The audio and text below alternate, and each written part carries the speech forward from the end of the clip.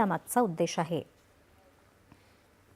वीरबाल दिवसानिमित्त मुंबईत सायनमध्ये गुरुद्वारा गुरु तेग बहादूर दरबार इथं मुख्यमंत्री देवेंद्र फडणवीस हे कीर्तन समागममध्ये आज सहभागी होत असून गुरु ग्रंथ साहिबजी यांचं दर्शन त्यांनी घेतलं।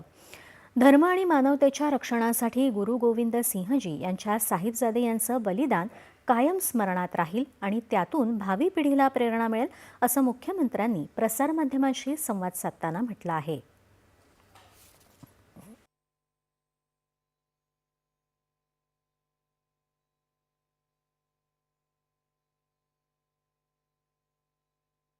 की आमच्या सिखांच्या गुरूंनी ज्या प्रकारे धर्म आणि मानवता वाचवण्याकरता बलिदान दिलेलं आहे हे जगाच्या इतिहासामध्ये अत्यंत वेगळं अशा प्रकारचं आहे।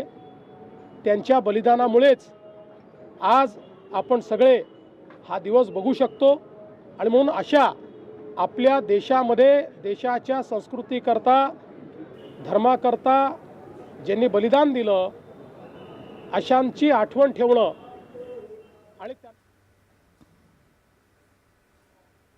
नवी दिल्लीत आयोजित